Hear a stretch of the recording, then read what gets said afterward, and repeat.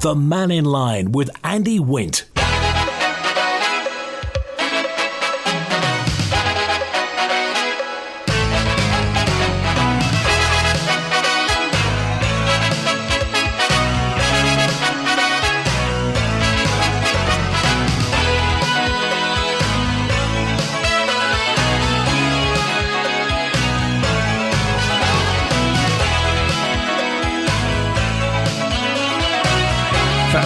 Good afternoon. Welcome to Mannin Line on Manx Radio. Open line through till 1, so anything you want to talk about could be... Crikey, anything. Well done. Did you hear breakfast this morning on Manx Radio? Manx lifeboats have saved 1,665 lives in 200 years. The RNLI's 200th anniversary is today.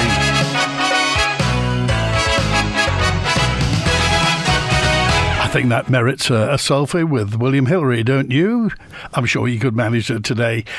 Vehicle access at the Roundhouse stops today, and Braddan commissioners say they intend to defy the government order to restrict vehicle access. How on earth did it come to this? David's first with us today. Hi, David.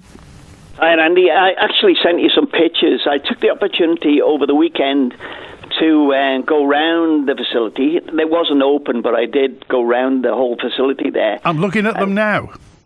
It just brings to mind there, Mr. Hooper is that worried.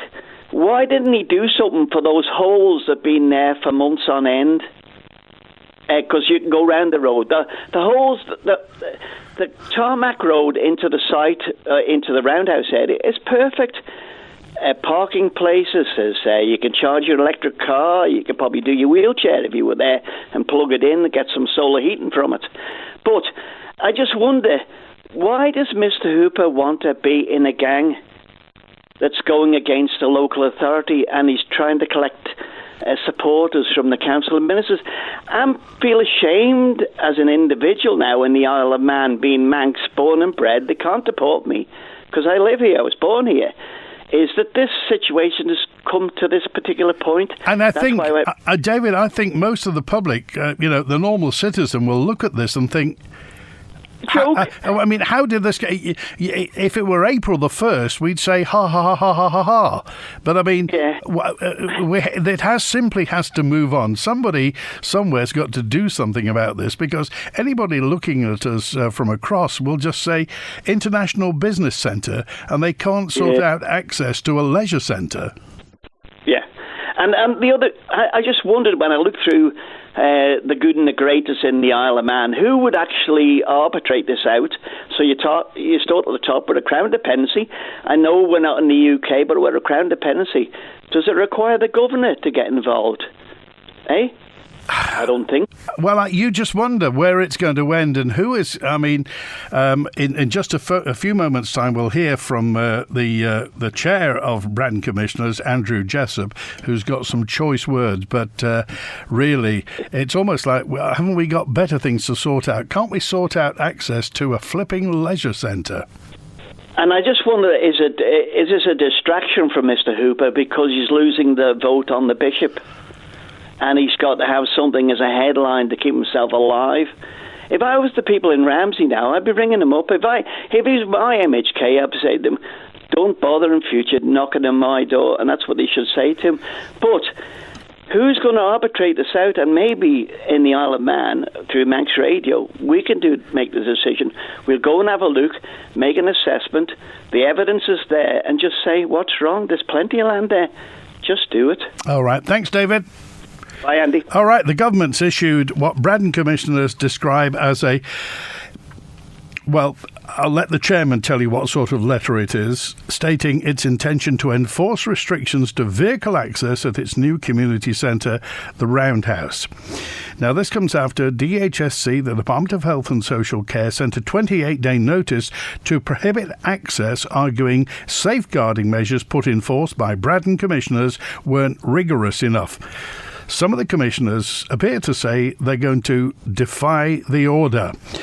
John Moss from Manx Radio News has been there to have a look. In the letter it says to us, as from Monday 4th of March, the DHSC, as previously advised, has instructed that no access will be permitted via the hospital, and in line with the risk assessment and other documentation. This position remains unchanged following the Council of Ministers meeting, and the DHSC has instructed that relevant signage, monitoring, enforcement is in place. So we've got this £10 million facility now, 6 plus 3.5, etc., sitting there doing nothing. Is this a big mistake by Braddan to have gone into this in the first place? I would say exactly the opposite. You know, we were actually given the land by the DHSS, which was the forerunner of the DHSC, specifically to build community facilities. So, yeah, It's a rather dramatic one, though, isn't it? I mean, it's a fabulous facility, but have you over-egged the pudding? I would say not, you know, because obviously we've been involved in consultations with the public and everybody else for over 20 years. So, yes, we haven't gone and built this on a whim. And as we keep pointing out, we had to go through hoops in order to get permission to actually get the planning through, to get the money to borrow. You've got all sorts of things in there waiting to go. I mean, I've seen dentists, beauticians, all sorts of things, massive sports hall, and that's waiting to go. But will it go when you have this question mark over this access? Well, at the moment, we obviously intend to defy. Can I just, one or two of the commissioners here, Mr. Quay, could you come over here? What are you going to do if the barriers turn up? Are you going to throw yourself in front of the lorries? I'm going to remove them. You're going to remove them? I'm going to remove them and take them away because they shouldn't be there. Simple as that. There you heard John Quay, Braddan Commissioner, and before that the chair of Braddan Commissioners is Andrew Jessup, talking about this £9.5–10 million that's been spent, and as of today can't get to it. Now, in addition to this, Braddan Commissioners have been told not to contact Manx Care, but instead direct all communications through the DHSC. This follows issues with Braddan's new community centre. So, not Manx Care, but the DHSC. Okay, you will hear Andrew Jessup as well, and also you'll hear the Manx Care Chief Exec, Teresa Cope, talking about this. But first of all, again, Andrew Jessup. Well, we've been talking to Manx Care, or our clerk has, since 2022 about either the new access or mitigation measures to do with using the existing hospital roads, and we felt that we had got very close to satisfying their concerns. Then we were informed that they were no longer able to speak directly to us, and that everything had to now go through the Department of Health. Interestingly, when Mr. Hooper was appointed to the position back in 2021, he's on record as saying that operational and safety matters at the hospital were a matter for Manx Care, not the department. So our operational teams have had some contact with the Braddan Commissioners. Obviously, it's a matter that is being led by the Department of Health and Social Care, but we have had some involvement in terms of some of those meetings and understanding the operational impact. So Manx Care have produced a risk assessment which has taken into account a wide range of concerns regarding the access of to the Roundhouse through the Nobles site, and that has been shared with the Department of Health and Social Care. Yes, there has been issues raised regarding access for emergency vehicles, and that has all been taken into consideration. It is only one of the considerations, but as I say, the Department of Health and Social Care are leading on this. There you go. In the middle of that conversation with Teresa Cope, Chief Exec of Manx Care, a risk assessment has been done. So tacit approval years ago, subsequently a risk assessment, and that's the top and bottom of it. That's what's happening. Braddan Commissioners, well, you heard John Quay, may be manhandling the barriers to get through. You wonder what's going to happen. Who's going to enforce this? What's the government going to do about this? Who's going to, as David said, who is going to arbitrate for this? Big problem now for the Roundhouse access after saying it's unsafe. What happens if somebody is injured? Who is liable? Says WhatsApper 693. Crux of it all, you may have heard me mention this before, but at the bottom of everything, the people who will make all the decisions in our lives in the future are the insurance assessors. Because if you can't get insurance, you can't open anything.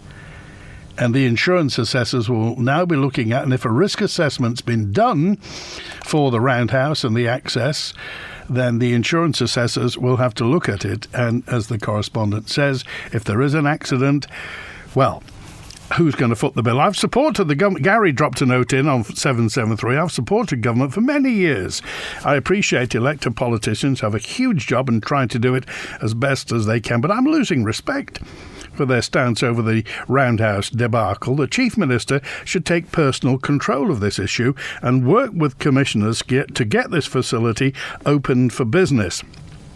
As Andrew Jessup said, this isn't a wing and a prayer thing. This has not just been dreamt up. This has been going on for years and years and years. Braddan is a very big local authority, collects a lot of money, and they've taken on this debt. They've taken on this to provide a leisure facility and a business opportunity for people. As John mentioned, there's due to be a dentist in there, for heaven's sake. It's not like we don't need dentists, is it? So Braddan commissioners are providing this. They were given the land by government. So it's not like government didn't know about this. And here we are.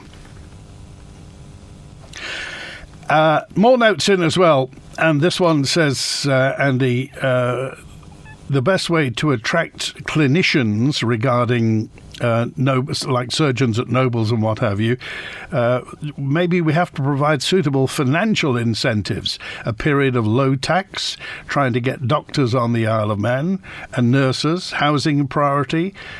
How do we do this? Well, it's just one of the many problems that the Chief Minister has, and that is how to square this particular circle of financial progress on the Isle of Man, to get the economy moving, to get financial growth, economic growth, to provide money, to provide public services. But underneath all this, the promise of bringing in 15,000 extra people to get our population up to 100,000 so we can really motor on and provide money and facilities for everybody. Unfortunately, says 768, the Roundhouse is a Braddan Commissioners project, not one of central government. So they say that we have limited influence over its progress. Laurie Hooper says the government's trying to support and work with Braddan to help them build the access road they need and have planning permission for a requirement they were advised 2 years ago and several times since. Laurie Hooper says the matter is complicated by the fact Braddan are currently in breach of their planning conditions for the Roundhouse and have advised us that they may not have the necessary funds for completion of the necessary works. Access is therefore only one of the challenges Braddan appear to be facing with this build. In terms of the risk to the hospital, says Mr. Hooper, Manx Care's advised that the estimated additional 1,300 vehicles a day, it's about 100 vehicles an hour during daylight hours, would present a significant safety risk.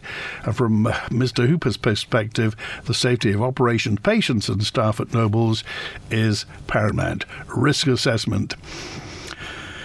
Here's John, who just said on 557, David's correct, Mr. Hooper is swanning around because of the Bishop debacle. Regarding Braddan vehicle access, says Dave, it's been safe to have HGVs and hundreds of cars and vans used by tradespeople for the last few years.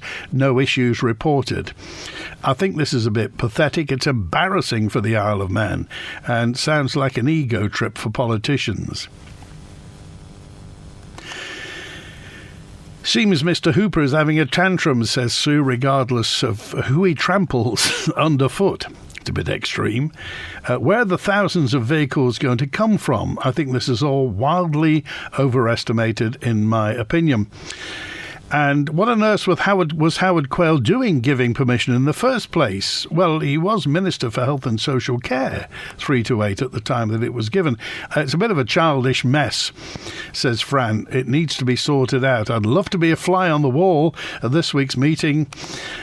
Why has access to the Roundhouse only just become an issue? It's taken years to build the facility. The amount of vans and wagons that have used the very same road to deliver goods and materials and bricklayers. Surely that smaller vehicles, that's cars and vans, will be using the very same road. It will be far safer and surely less of an issue. You would have thought somebody thought of that before. In my opinion, the project's a vanity one. There are plenty of halls and sports venues and meeting rooms in the district. The commissioners, I think, were naive when dealing with government. They should have simply put in the planned excess. C, that is. Well, I'm trying to think. In Braddan, is there a sports hall, a big sports hall? This is in the heart of Braddan. And perhaps there's going to be some more houses built up there. You never know. But they chose it. It's been going on for years and years and years. Never thought I'd say this, but actually looking at moving across, says Southern Andy. We're being governed by MHKs who spend more time stirring up social media to change politics and petty ministers acting like children in a playground.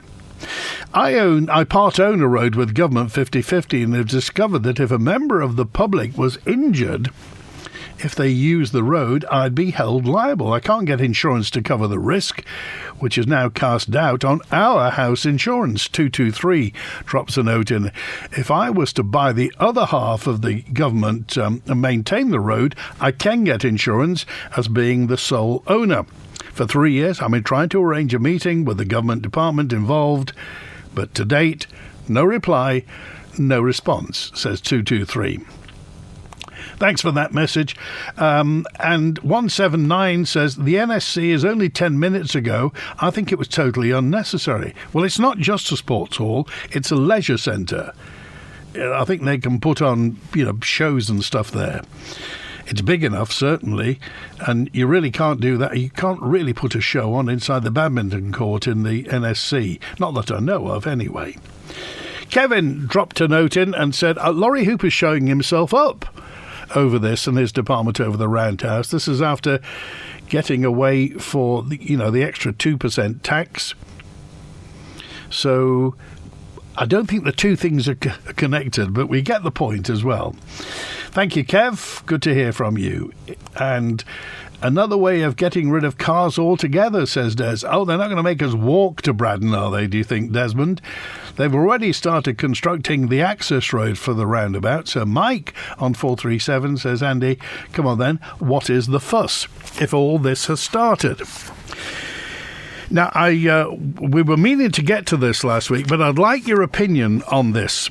And it is the vaccination of measles. There's been a worrying surge in the number of measles cases in England.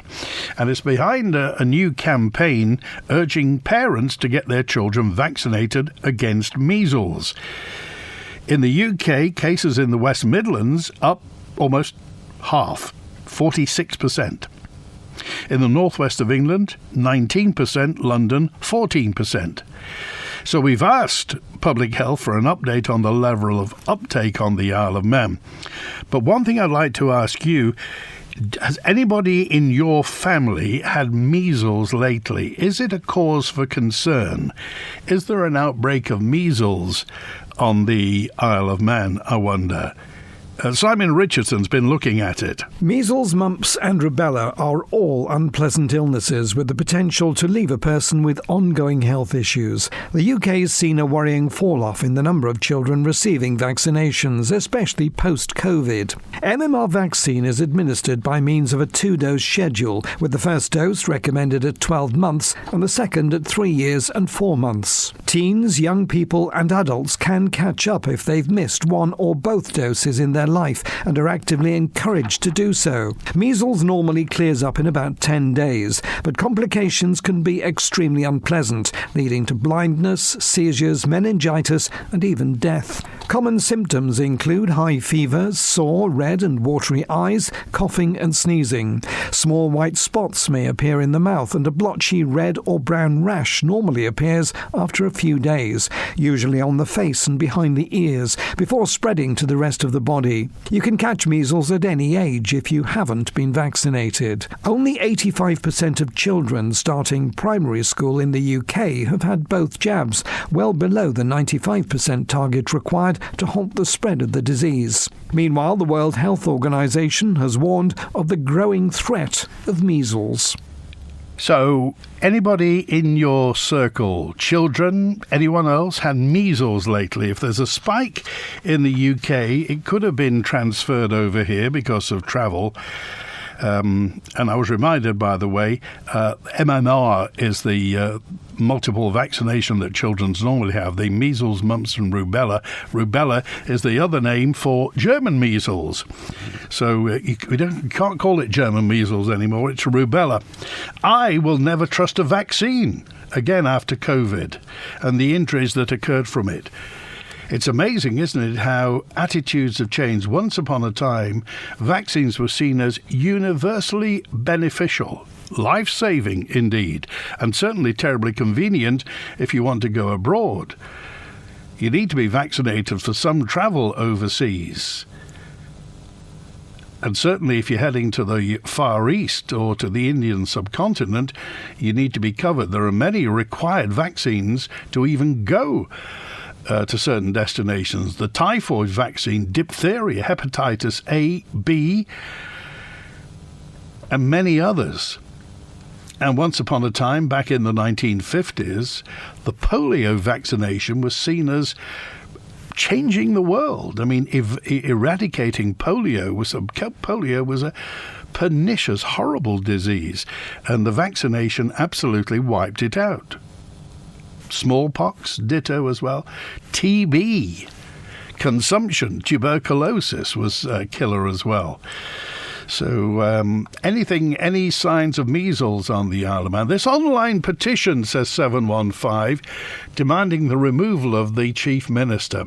Why hasn't one of the MHK speaking on Facebook against this present administration put their name to it, or to bring a motion to Tynwald? This is posturing from certain MHKs, says Paul. Don't know whether you've seen this, but there is a petition doing the rounds on social media, and it is social media. But talking of a vote of no confidence in the Chief Minister, well, really, that can only be brought about by MHKs. Otherwise, we're just kind of waving bits of paper in the wind outside. But an online petition, and the other point is, nobody knows where the people who've signed an online petition actually come from. They could have been in, well, the Indian subcontinent, in Australia, Glasgow, anywhere, so we don't really know. So, I mean, is there anything in this? Anything in this as well? This vote of no confidence, this petition going around. We'll see. There's still a bit of time left if anything can be put in for tomorrow morning's proceedings. Thank you, Bob. On 488, fewer people are vaccinating their children because of the COVID jab lies we were told. Well, this is Bob's words, by the way, and since have been disproving that it is safe and effective. We need the trust back to get people to take proper vaccines. The only way to do that is to hold the hands up and admit that the COVID jab was never safe. Says, these are Bob's words, by the way, it's his opinion. You won't read this out, as you're not allowed to say anything negative about the COVID jab, apparently, says Bob. Bob's got an inside take on this.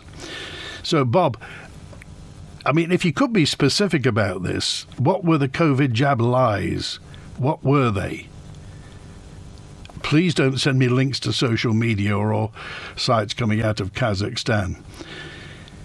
So do you really think that because some people didn't like the COVID jab or didn't want to take it, that's why people aren't taking the measles jab and putting children at risk? Why didn't Mr. Hooper raise his concerns before a spade went into the ground? Says 713. I don't know about an outbreak of measles. There's a pandemic of stupidity around at the moment. That's Fran. I think Fran's a Freemason. I think he knows all about... Well, he tells me he's a Freemason. He tells me he goes to a Wednesday night club. I know nothing about it. And I suspect neither does Frankie. While everyone's distracted by the Roundhouse fiasco, government will gloss over more serious failings. The theory of camouflage, political camouflage? Well, we'll see, shall we? How many people do you think will have been away for half-term and returned uninfected? Well, if they're having the measles jab, everything should be okay. So, well, thanks to 328. Call 66 13 68 328, and you'll be on the air straight away. Thanks for calling and priming me for that as well. Thank you, John, as well. There are a lot of people on the Isle of Man, including me, are concerned that our government's made no attempt to exempt us all from pandemic treaty amendment bills, which the island must opt out of before May 24th, or we lose our fundamental human rights, democracy and sovereignty. Why isn't our government acting? Says 775. Give us a call, 775. You'd be a bit more specific about what it is you mean and what do you think our government should be doing, and what rights do you think we're giving away? Here at Q-Plus, we're not just blue, we're green. From smart boilers to heat pumps, Q-Plus supply products from the leading brands in renewable energy for a cleaner, greener home. So call into Q-Plus on Snugborough Trading Estate, the island's largest independent plumbing and heating merchants for trade and retail. Or call 673 131 to talk to our friendly experts about the latest cost-effective products in home heating and find out what we can do for you at Q-Plus. We'll gathered here today. All her friends thought Kerry was going to be a right bridezilla. She was so determined that everything had to be totally perfect. But they needn't have worried, because Callister Bank had Kerry's back. Do you, Kerry, have the Callister feeling? I so do. Wedding finance with a 3-month honeymoon period before payments start. Visit callisterbank.co.im and you can get the Callister feeling too.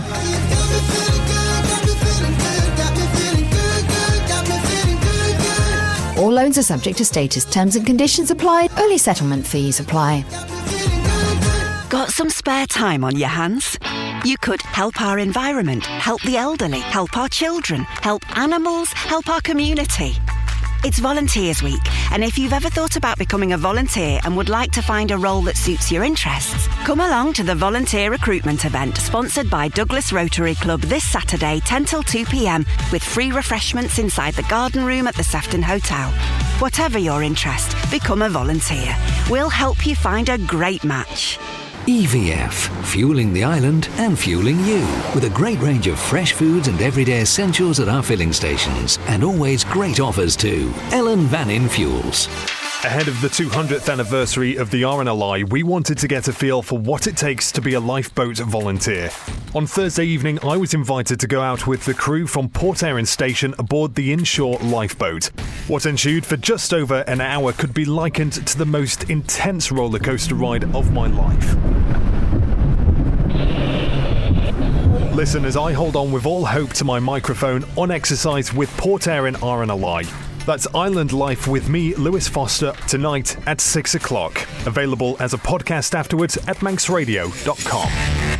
Where else can you do this? The Mannin Line with Andy Wint. 26 minutes before 1 on Manx Radio. And a question in, this is Graham, who was talking about what's happened to the Climate Change Fund in the budget this year.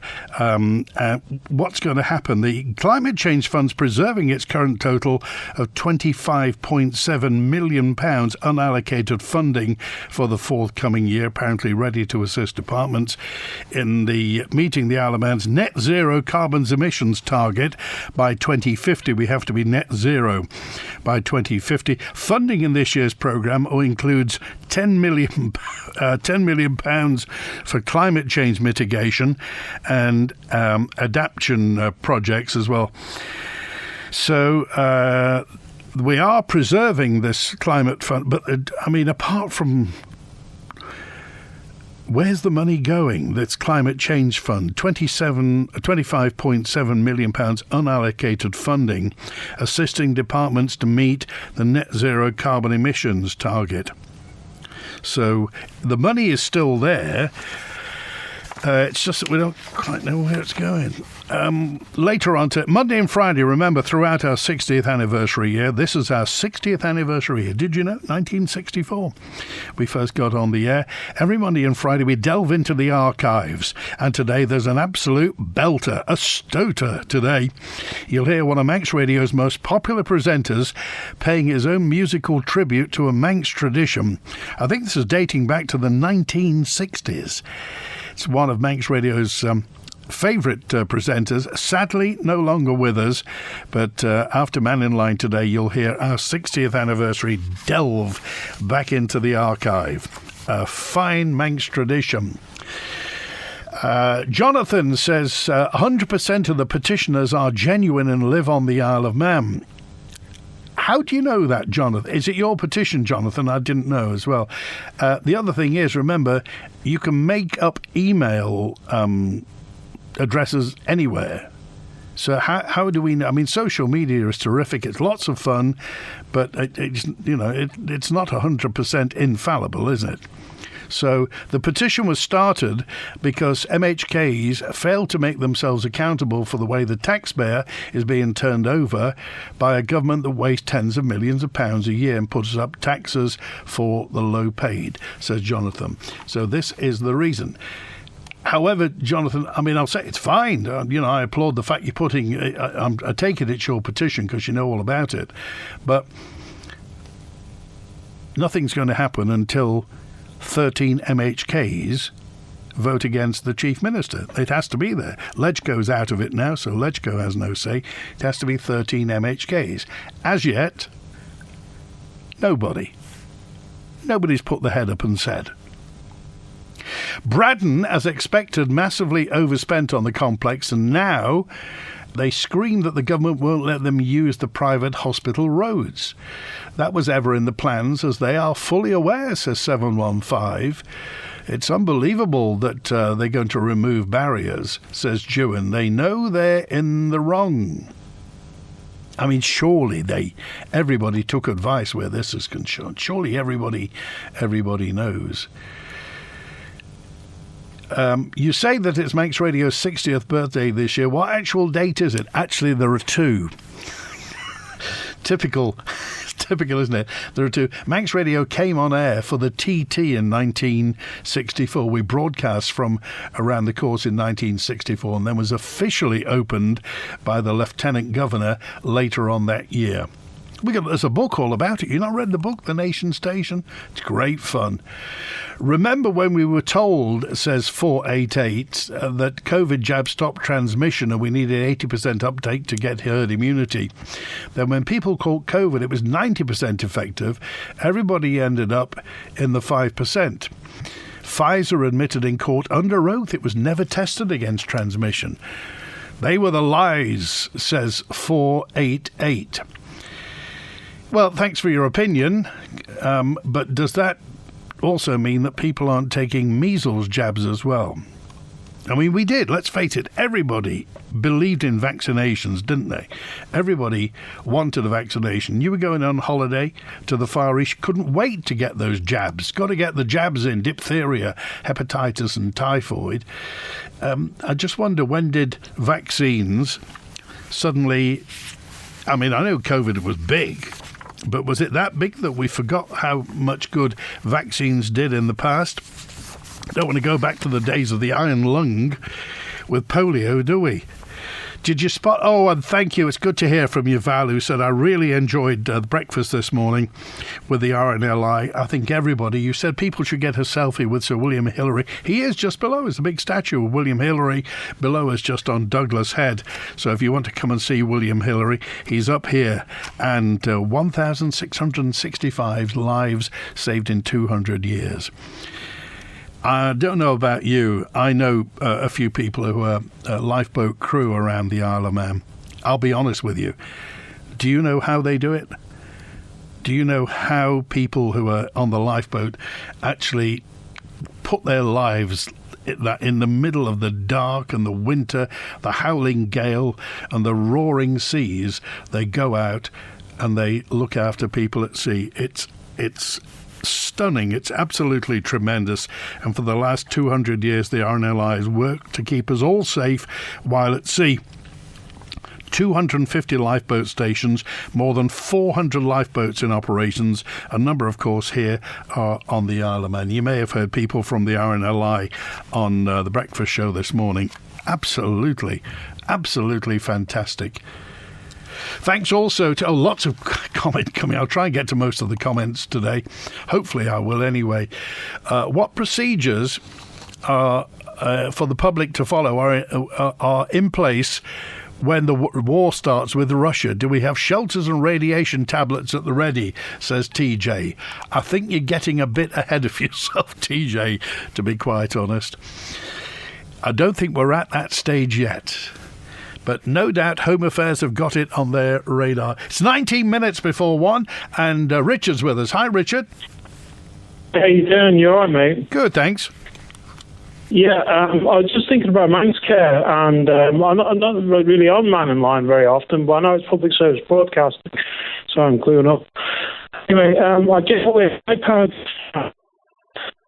back with there today, and I just reminded me to remind people that if you're in, hospital or you're thinking about going to hospital, the only thing the nurses actually say to you, because you're so bored, is get an iPad. It can be a second-hand one or whatever, but that's basically how you get it. So it's a good insurance policy just to have an iPad. That's all I'm going to make a note of. It's not really a question. Okay. I mean, don't the televisions work? Oh, do you mean going in to stay? Oh, they or do just... work with iPad. They do work with iPad, yeah. They work on, is it AirPlay or something like that? Yeah. But it had the camera. All right, okay, we've lost your signal, but we get the picture. If you go into hospital, take an iPad, then you'll stop getting bored. In our quest to remove all single-use plastic from our milk packaging, Isle of Man Creamery cartons, including the new 1.75 litre carton, are now 100% recyclable, made from sustainable and renewable sources. We're the first in the British Isles to offer these new large cartons, and you can pick them up now in local retailers or add them to your Isle of Man Creamery doorstep delivery. Plant-based cartons from Isle of Man Creamery. Better for the environment, better for you. Everyone's more conscious of energy usage nowadays, so Manx Utilities has begun installing smart meters for standard domestic customers island-wide. With our Smart Living app available too, you'll be in control of tracking and managing your energy. No need to contact us. We'll be in touch when we're ready to fit your smart meter. Visit the Smarter Living page at manxutilities.in. Manx Utilities, delivering a smarter future. Discover a fabulous range of watches, gifts and jewellery at Ramsey Art Gallery with top brand watches from Bulova, Citizen Eco Drive and Storm to Accurus, Seconda and Timex. Plus, all watch purchases come with free lifetime watch bracelet adjustment service. There's stunning gold and silver jewellery, gifts for all occasions and of course a fabulous gallery of limited edition prints and original artworks. Find all this and more at Ramsey Art Gallery, Jewellers and Engravers opposite Ramsey RNLI shop. We interrupt this broadcast to inform all our listeners about the huge range of bathrooms and showers on display at Pacesetter. Yes, you all know that Pacesetter is known as the island's largest tile store, but I'm here to tell you that their bathroom displays are truly inspirational. Visit Pacesetter on Harris Terrace, where you'll discover a fabulous collection of stylish bathrooms. There's something to suit everyone, with design available. pace-setter bathrooms and showers to show off about. Get the full story. Tune in to Manx Radio's newscast for in-depth interviews behind the headlines. Find the newscast now at manxradio.com or your usual podcast provider. The Mannin Line with Andy Wint. And Lucy's with us now. Hi, Lucy.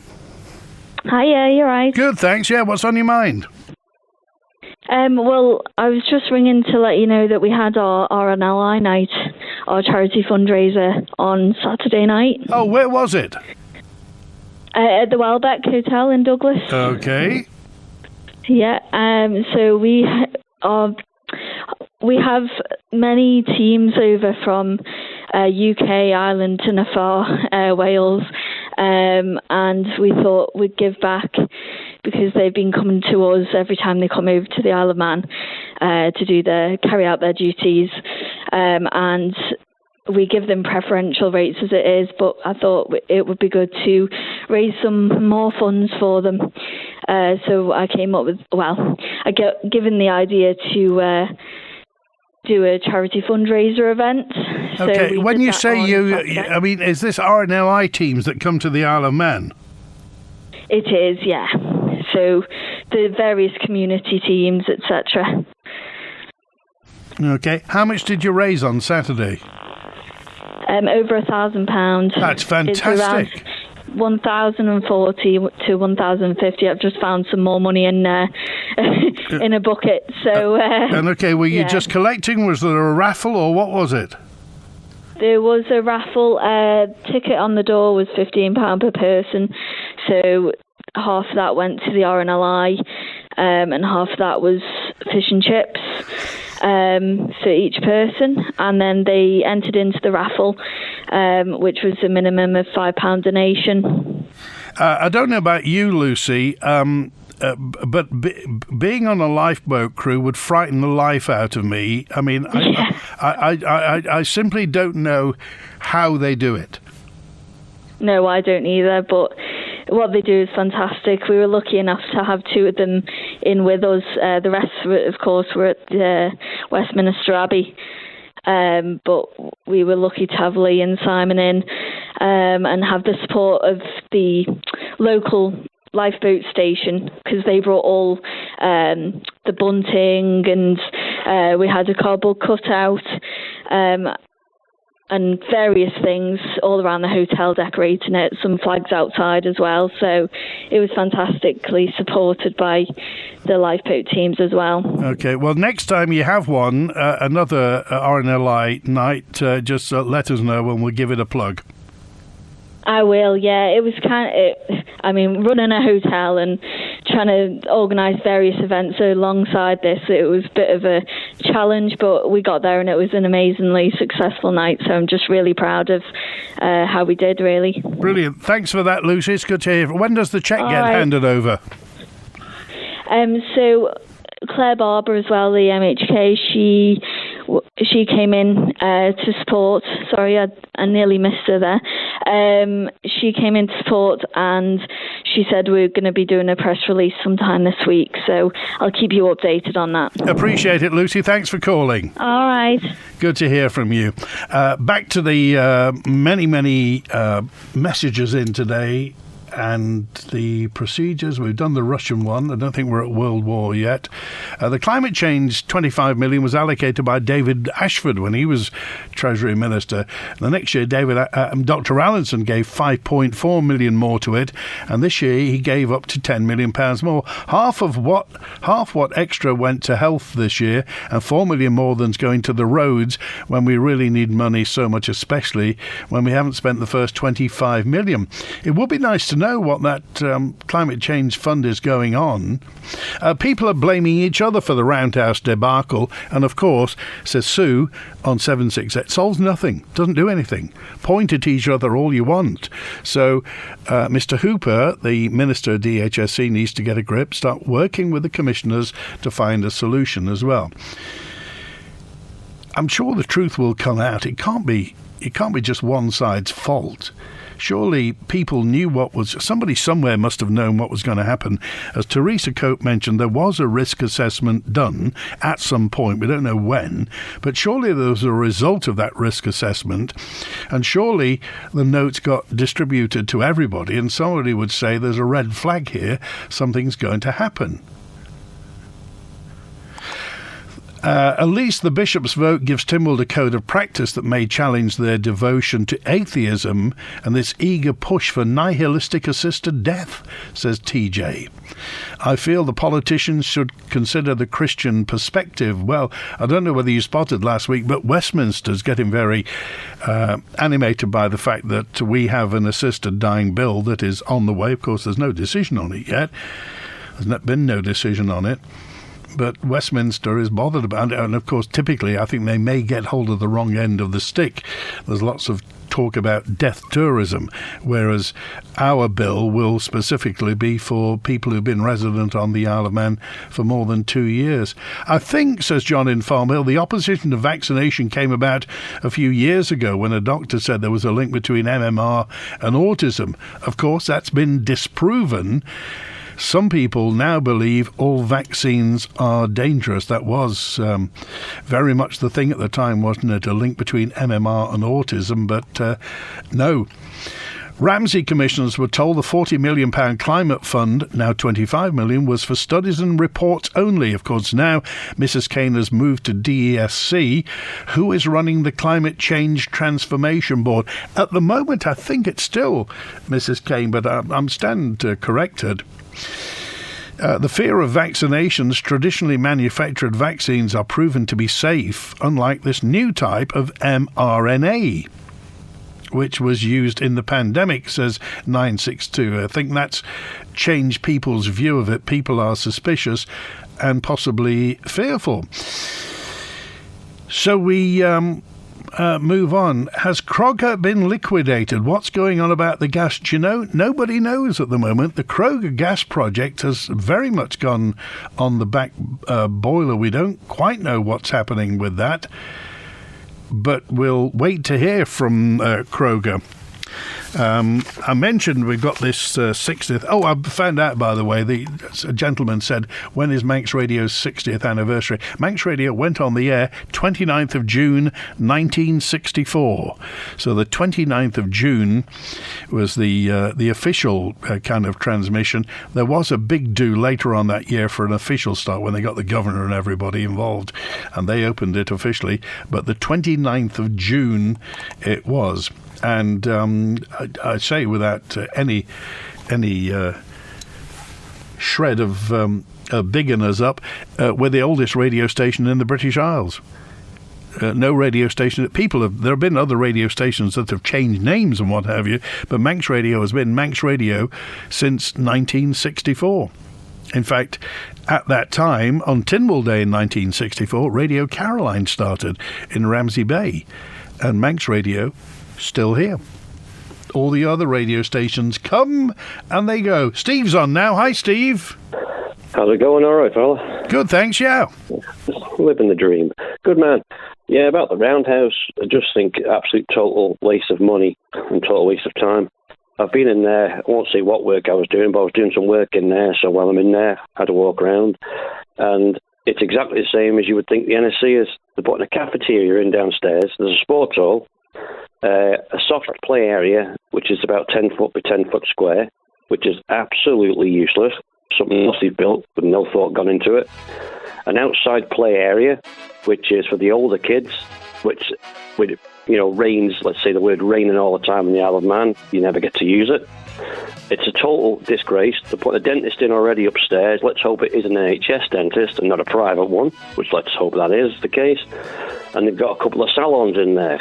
And it's like, when you look at the building itself, what an absolute waste of money. Another big scutch of money from the taxpayer to pay for this place. And then they hammer the business rates up, down in the area to pay for this place. And when you look at it as a building, it's no different to the NSC. It's basically a sports hall. Okay, all right, we appreciate that, Steve. I wanted to get that call in before we went. So the Roundhouse story continues. Thanks to Chris Quirk on the phone. He's going to be back tomorrow with another open line. On Wednesday, Aaron Michael MHKs. WINT. 60 years serving you as the nation station. This is Manx Radio.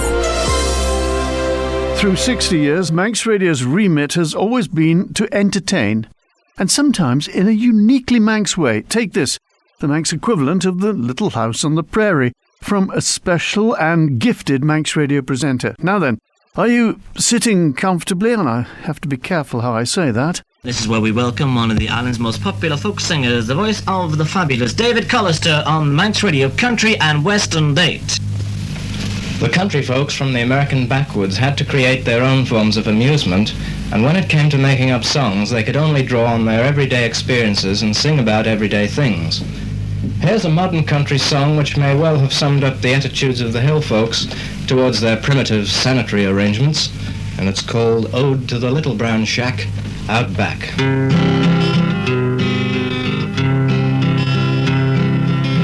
They passed an ordinance in the town, they said they'd have to tear it down. That little brown shack out back so dear to me. Oh, the health department said its days were over and now dead, but it'll live forever in my memory. Don't let 'em tear that little brown building down, don't let 'em tear that dear old building down, don't let 'em tear that precious building down, for there's not another like it in the country or the town. It was not so long ago that I went tripping through the snow out to that shack behind my old hound dog, and I'd set me down to rest like a snowbird on its nest and read the Sears Roebuck catalogue. I would hum a happy tune peeping through the quarter moon, just as my daddy's kin had done before. In that quiet little spot, daily cares could be forgot, and it gave the same relief to rich or poor. Don't let 'em tear that little brown building down, don't let 'em tear that dear old building down, don't let 'em tear that precious building down, for there's not another like it in the country or the town. Part of island life for 60 years. This is your Manx Radio.